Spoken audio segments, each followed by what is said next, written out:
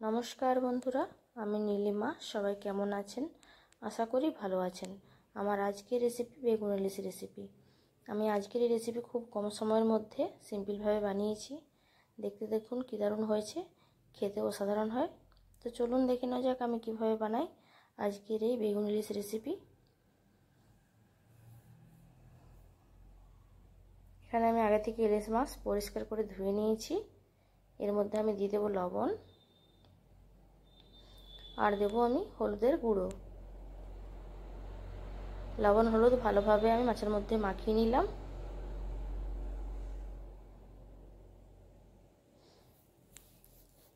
এখানে আমি দুটো বেগুন এইভাবে কেটে নিয়েছি আর পরিষ্কার করে ধুয়েও নিয়েছি। আমি বেগুনের মধ্যে লবণ আর হলুদের গুঁড়ো ভালোভাবে মাখিয়ে নেব। আমি গ্যাস জ্বালিয়ে নিয়েছি, কড়াই বসিয়ে দিয়েছি। কড়াইয়ের মধ্যে দিয়ে দেবো সরষের তেল।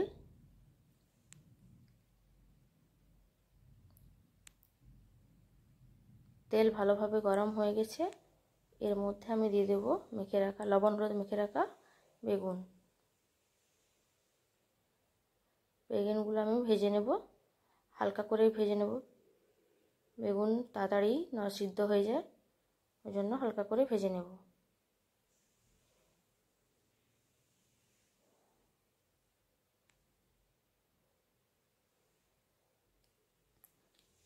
এখন বেগুন আমার ভাজা হয়ে গেছে, আর আমি এই বেগুনগুলো ভাজবো না, এরপর আমি তুলে নেব।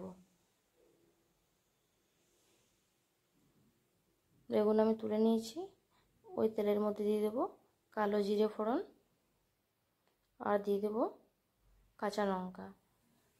কাঁচা লঙ্কার কালো জিরেটা ভালো করে ভেজে নেব।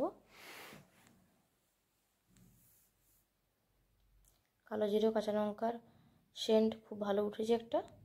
এরপর আমি এর মধ্যে দিয়ে দেব হলুদের গুঁড়ো আর দেব আমি লঙ্কার গুঁড়ো। ভালোভাবে আমি নাড়াচাড়া করে নেব হলুদ আর লঙ্কার গুঁড়ো। এর মধ্যে আমি জল দিয়ে দেবো, তাহলে হলুদ গুঁড়ো পুড়ে যাবে না তেলের মধ্যে। ভালোভাবে আমি মিশিয়ে নিলাম মশলা। আবারও একটু জল দিয়ে দিলাম। আমি ভালো করে ফুটিয়ে নিলাম একবার।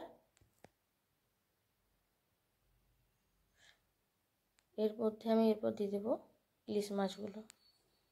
ইলিশ মাছগুলো আমি কাঁচা অবস্থায় দিচ্ছি, আপনারা চাইলে ভেজেও দিতে পারেন।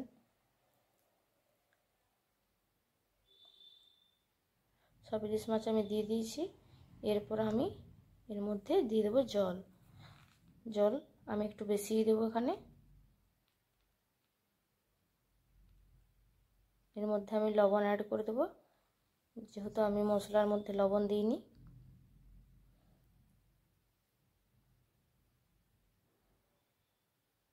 ভালোভাবে একবার লবণটা মিশিয়ে নেব।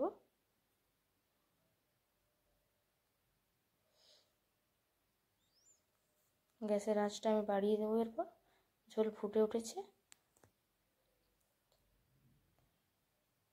এরপর আমি ঢাকা দিতে পারি এখানে। এরপর আমি গ্যাসের ফ্লেমটাও কমিয়ে দেবো।